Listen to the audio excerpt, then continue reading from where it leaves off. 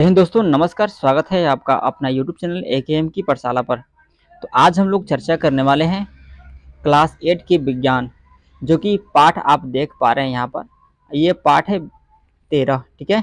13 पाठ है और इसमें हम आज चर्चा करेंगे कि सिंथेटिक फाइबर एंड प्लास्टिक, संश्लेषित रेशे और प्लास्टिक के बारे में हम लोग आज चर्चा करने वाले हैं।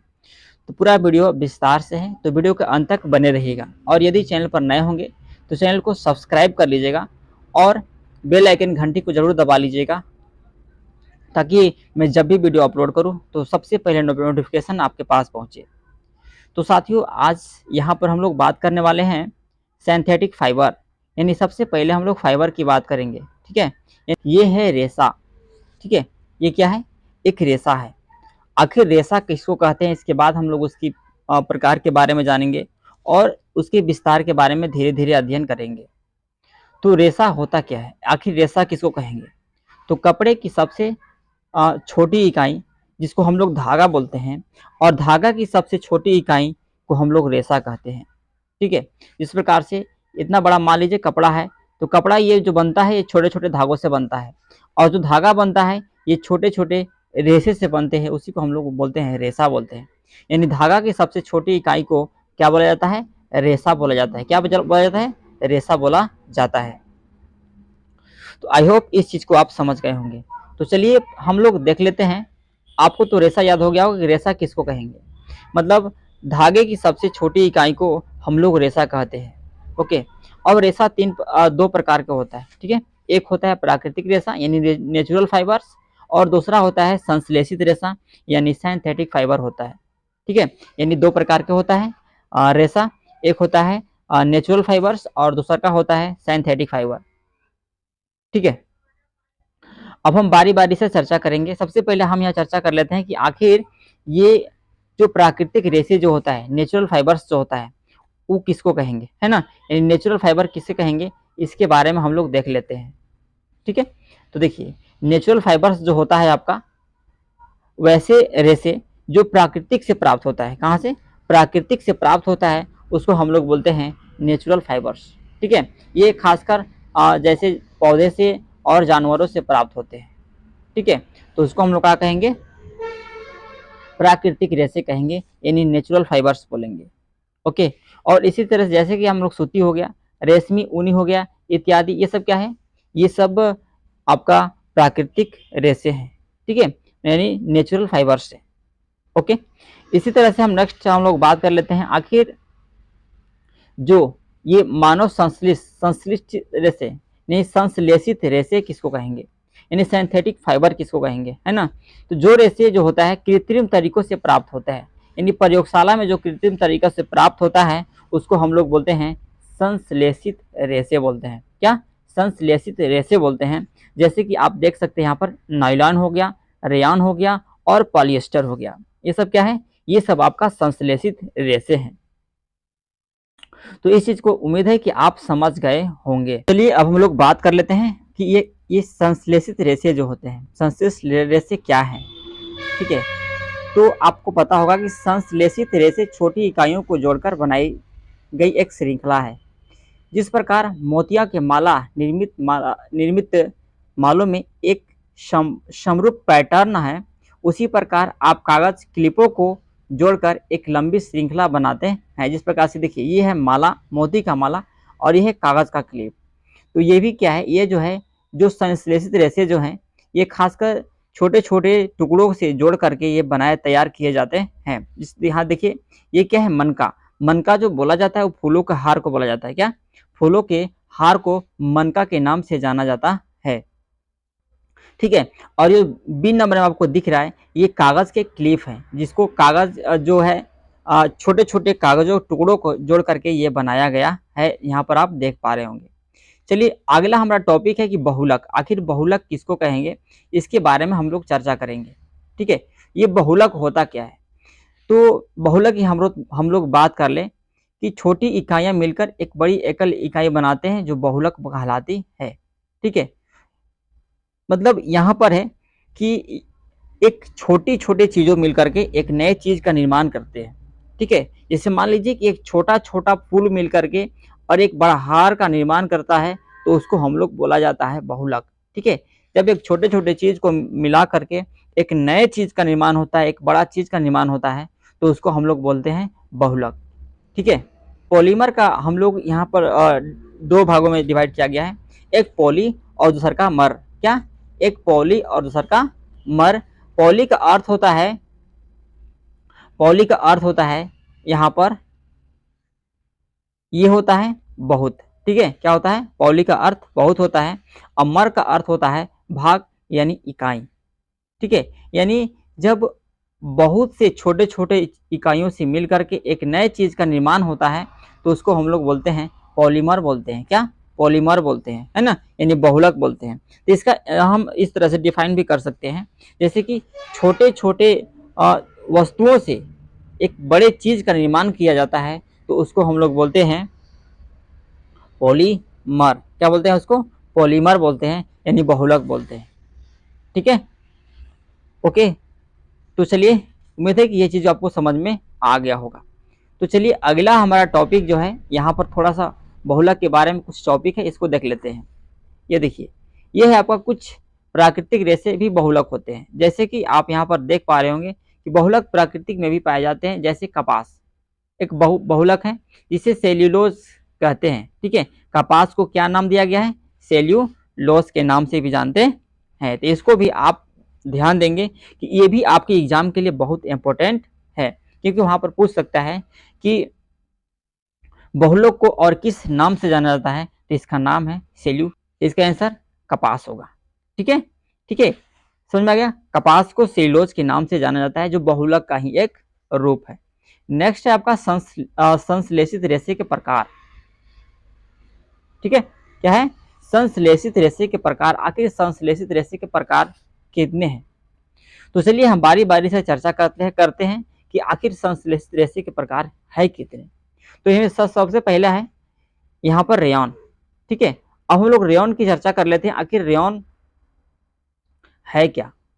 ठीक है, आखिर रेयॉन है क्या, आखिर इसका प्रयोग कहाँ कहाँ होता है, इन तमाम चीज़ों की जानकारी हम यहाँ पर देखने वाले हैं। ठीक है, तो रेयॉन, रेयॉन जो है यह एक रेशा है ना। इसकी खोज सर्वप्रथम चीन यानी चाइना में हुआ था। ठीक है, लंबे समय तक चीन ने इस आविष्कार को गोपनीय रखा ताकि कोई देश जान ना पाए। ठीक है, बाद में इसकी जानकारी पूरे दूसरे देश को हुई। रेशम से प्राप्त कपड़े बहुत महंगे थे, फिर भी इसकी सुंदर बुनावट ने प्रत्येक व्यक्ति को मंत्रमुग्ध कर दिया। ठीक है, क्या कर दिया? मंत्रमुग्ध। मतलब ये जो रेयॉन जो रेशा है, इसके द्वारा जो भी कपड़ा बनाया जाता था, ठीक है, वो बहुत हाईलाइट होता था, बहुत चमकदार होता था। ठीक है, और बहुत महंगा नहीं होता था, सस्ता होता था। जो सूती कपड़ा वाला वस्त्र था वो महंगा होता था, लेकिन रेयॉन एक मानव निर्मित रेशा है, फिर भी यह जो है बहुत क्या उसको बोलते हैं, बहुत महत्वपूर्ण था।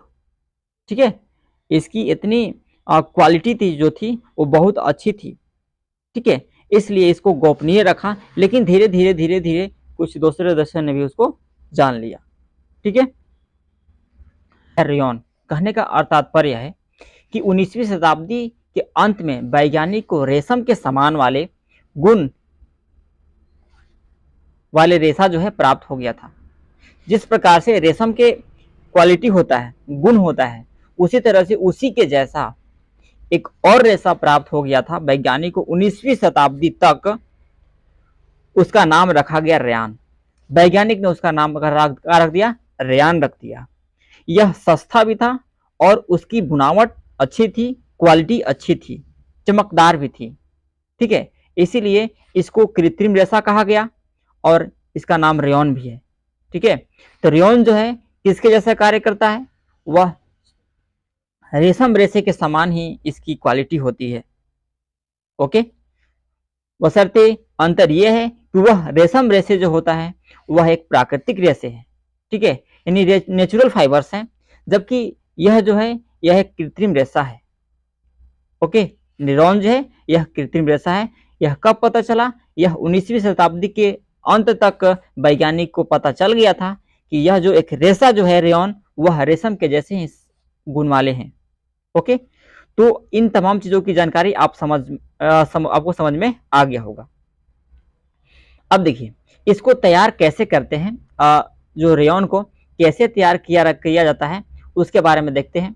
इसे काष्ठ लुगदी यानी रुई, लबड़ी इत्यादि के रासायनिक उपचार द्वारा तैयार किया जाता है। ठीक है, इसको तैयार करने के लिए जो लुगदी हो जाता है, कपड़े के छोटे छोटे कण होते हैं, रुई हो गया, लबड़ी हो गया, ठीक है, इन चीजों को जब रासायनिक उपचार किया जाता है, रासायनिक चीजों से उसको संपर्क कराया जाता है, तो वह एक रेशे के रूप में कन्वर्ट होता है, रेशे के रूप में प्राप्त होता है, तो उसको हम लोग बोलते हैं रेयॉन।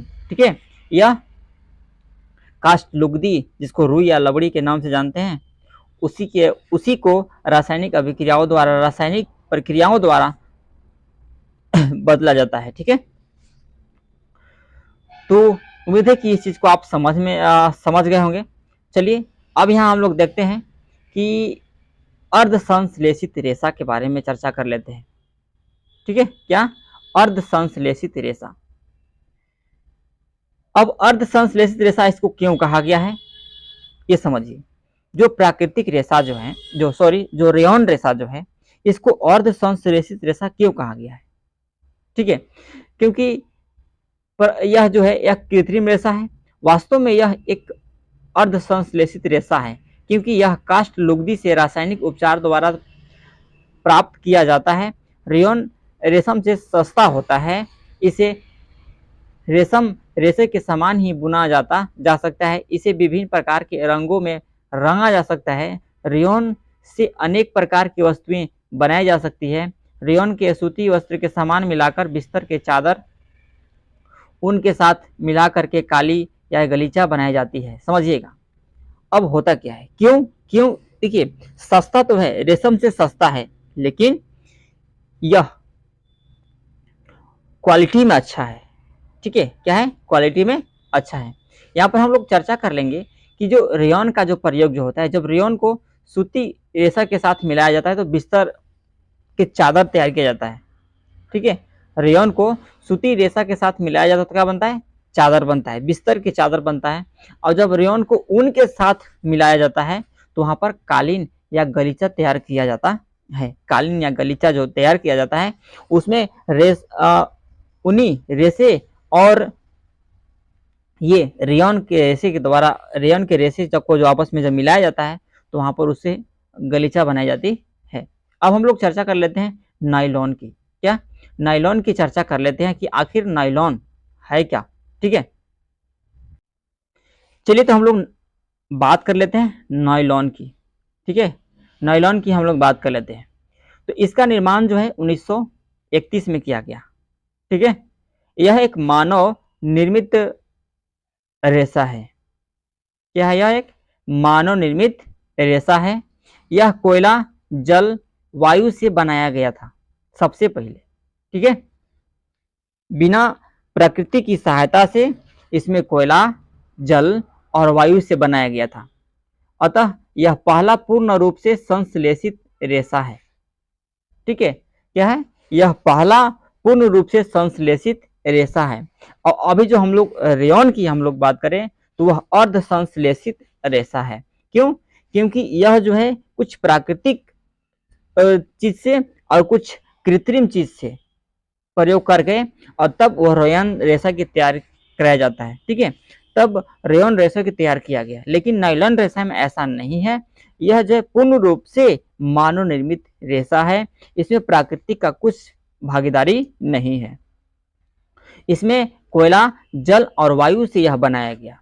यह पहला ऐसा, इसलिए इसको पहला पूर्ण संश्लेषित रेशा के नाम से जाना गया। ठीक है, पूर्ण संश्लेषित रेशा और अर्ध संश्लेषित रेशा अब आपको पता चल गया होगा। ठीक है, पूर्ण संश्लेषित रेशा कहने का मतलब है कि इसमें सिर्फ कृत्रिम विधि से ही इसमें बनाया गया, इस रेशा को तैयार किया गया, यानी प्रयोगशाला में। ठीक है, और जबकि रेयॉन को जो है कुछ प्राकृतिक का हिस्सा भी उसमें लिया गया, इसलिए उसको हम लोग बोलते हैं रेयॉन। ठीक है, अर्ध संश्लेषित रेशा बोलते हैं। चलिए अब हम लोग बात कर रहे थे, सर्वप्रथम इसे न्यूयॉर्क और लंदन के बाजारों में बेचा गया था। ध्यान रखिएगा, प्रश्न इंपॉर्टेंट है कि सबसे पहले इसको कहाँ बेचा गया, तो न्यूयॉर्क और लंदन में बेचा गया। कहाँ बेचा गया, न्यूयॉर्क और लंदन के बाजारों में बेचा गया, इसलिए इसका नाम नायलॉन पड़ा। ठीक है, न्यूयॉर्क और लंदन में बेचा गया, इसलिए इसका नाम क्या पड़ा, नायलॉन पड़ा। नायलॉन के रेशे हल्के, चमकीले, कठोर और घुलने में आसान होते हैं। समझ में आ गया। तो नायलॉन के रेशे क्या होते हैं, हल्का होता है, चमकदार होता है, कठोर होता है और घुलने में भी आसान होता है। नायलॉन के रेशे का उपयोग पहनने के कपड़े, मछली पकड़ने की जाली, बैडमिंटन, टेनिस रैकेट की डोरियां, रस्सियां, टूथब्रश, पेंट ब्रश, कंघी, कार सीट, बेल्ट, मोजा, पर्दा, मशीनों के चार्ट पुर्जे, सोने का थैला आदि बनाने में किया जाता है। ध्यान रखिएगा। एक तो आप यहाँ पर इंपॉर्टेंट है कि इसका निर्माण 1931 में किया गया। इसके निर्माण के लिए कोयला, जल और वायु का उपयोग किया गया। ठीक है, और सबसे पहले इसको न्यूयॉर्क और लंदन के बाजारों में बेचा गया। ठीक है, और इसका उपयोग की हम लोग बात करें तो मछली पकड़ने वाली जाल, बैडमिंटन जो बैडमिंटन में प्रयोग किया गया, टेनिस रैकेट की डोरियां, रस्सियां, टूथब्रश बनाने में, कंघी, कार सीट, बेल्ट बनाने में, मोजा बनाने में और मशीनों के चार्ट पुर्जे बनाने में, सोने वाले थैला बनाने में, इस सब में इसका प्रयोग किया जाने लगा। इसलिए क्योंकि इसका जो डोरियां जो होता है बहुत मजबूत होता है। क्या होता है, बहुत मजबूत होता है इसकी डोरियां। ठीक है, आप यहाँ पर देख पा रहे हैं, ये देखिए है कुछ, देखिए यहाँ पर पहाड़ पर जो चढ़ने वाला रस्सी का जो इस्तेमाल किया गया है, ये भी एक नायलॉन का ही बना गया है। ठीक है क्या, और ये जो आपको दिख रहा है पेंट करने वाले ब्रश दिख रहा है, ये भी क्या है, नायलॉन का ही बनाया हुआ है। आप यहाँ पर देख रहे हैं ये जो आपको ये पैरासूट जो दिख रहा है, ये भी एक नायलॉन, जो भी ये इसमें धागे जो लगे हुए देख रहे हैं, ये इतनी मजबूत होते हैं कि टूटने की संभावना बहुत कम रहती है। ठीक है, इसलिए इसका प्रयोग इसका किया गया है। ओके, तो उम्मीद है कि ये चीज़ आपको समझ में आ गया होगा। ठीक है, तो आगे की जो हम लोग का टॉपिक है वो क्या है उसको देख लेते हैं हम लोग। चलिए अब हम लोग पॉलिस्टर के बारे में चर्चा करेंगे। ठीक है, तो चलिए पॉलिस्टर और एक्रिलिक और भी है, तो उसको हम लोग नेक्स्ट वीडियो में चर्चा करने वाले हैं। तो वीडियो कैसा लगा मुझे कमेंट बॉक्स में जरूर लिखिएगा। ओके, और इसका पार्ट 2 जस्ट आने वाला है, तो वीडियो को लाइक, शेयर एंड सब्सक्राइब जरूर कर लीजिएगा और अपने दोस्तों में भी शेयर कीजिएगा, ताकि जब भी मैं वीडियो अपलोड करूं तो सबसे पहले आपके पास नोटिफिकेशन पहुंचे। ओके गाइज, तो मिलते हैं नेक्स्ट वीडियो में। धन्यवाद, जय हिंद।